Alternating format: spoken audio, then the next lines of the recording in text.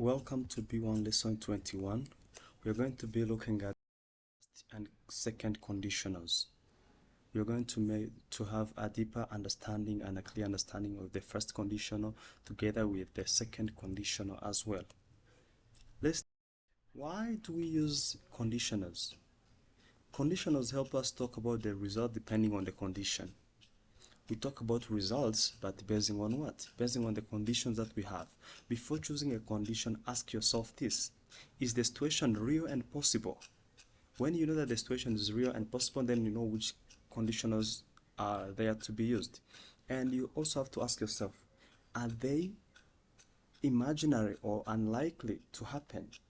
If it is imaginary or unlikely, there are conditionals that we use for that. So the decision changes the grammar. When you make a decision based on the fact that it is a situation, the situation is real or possible, it changes the grammar. And when you also think of it as the imaginary or unlikely situation, also can change the grammar, the condition that you might use in that case. Let's start with the first condition. First condition talks about the real future. What do I say by real future? We use the first conditional for real and possible future situations, meaning that the condition can really happen. The condition given can really happen. Like, if I finish my work early, I will go home. You see here what we have? We have the condition here. We have the result here. The result clause is also called this is the result clause, and even the condition is also simply called the if clause. About the second conditional, when we talk about unreal situations, when we talk about the unreal situation, we use the second conditional for imaginary or unlikely situations, meaning that the condition is real and not possible. Let's take an example. When I say, if I finish my work early, I would go home. This is only an idea, not a plan. When I say that if I finish my work early, I would go home, it's not real. It's just an imagination. It's only an idea. It's not a plan. But for the first condition, it was like a plan, like finishing early and then you going home, like that. Let's see the grammar forms in comparison. The first condition, I can say if plus present simple, comma, will, V1.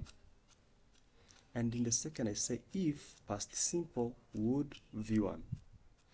And remember, the change in tense shows that real versus unreal meaning. Even though we are using past here, doesn't mean that the action is finished. It's a condition given that it would be finished. And remember, the first condition is used for the present or future, for the future situation or future things, and we use this one for the imaginary thing. Let's see clearly the changes. If she studies, she will pass. This is a real possibility. And if she studied, she would pass. This is unreal or unlikely now. Meaning what? Meaning that this time it is not true. This time that's not the fact. What do we have here? We have a same idea but different certainties. The ideas are the same but the certainties are different. How sure are you? If she studies, she will pass. It's real and possible. If she studied, she would pass. That's unreal, or it's not true this time. Let's see the time meaning here that we have here. In the first conditional, we talk about real future results. Real future results. It is real, or it is a true future result with a future result. But here in the second condition, we're talking about imaginary present or future result. We are imagining the present, or we are imagining trying to create or draw a bigger picture of the future, how it would look like. The past form in the second condition does not mean the past time. This is something you should know, because when we say the second conditional structure, we use if plus past simple, comma, would, V1. That past simple that we're using, it is not meaning that it's a past time. Don't confuse that. Let's see the typical use. We use the first conditional when we are talking about our plans, when we are talking about promises, when we are talking about the warnings.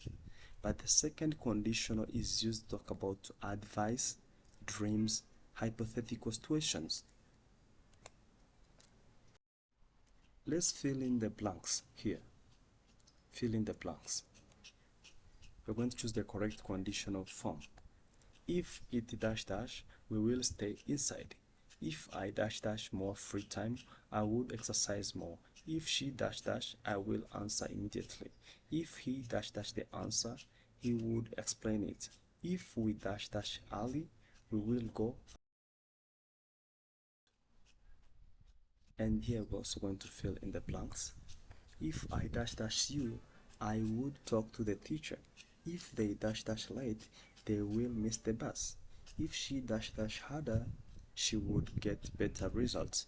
If we dash dash enough money, we will travel. If he dash dash well, he will stay home. You're going to make the best answer based on the fact that you see the right tense that you are supposed to use. Let's fill in the blanks here. If it dash dash, the roads will be closed. If I dash dash the lottery, I would buy a house. If she dash dash, she will be late. If he dash dash more experience, he would get the job. If we dash dash now, we will arrive on time. Here we're also going to fill in the blanks. If I dash dash her number, I would call her. If they dash dash the project today, they will relax. If she dash dash taller, she would join the team. If we dash dash now, we will miss the train. If he dash dash time, he would help us in the quiz. But again, remember to first review the video talking particularly about the first conditional and the one talking about the second conditional specifically before coming to this one, joining both of them.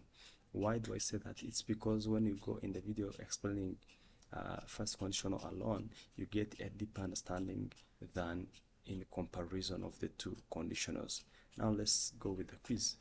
We're going to choose the correct conditional form. If it dash dash sunny tomorrow, we will go hiking. If I dash dash more confidence, I would speak more. If she dash dash, she will make mistakes.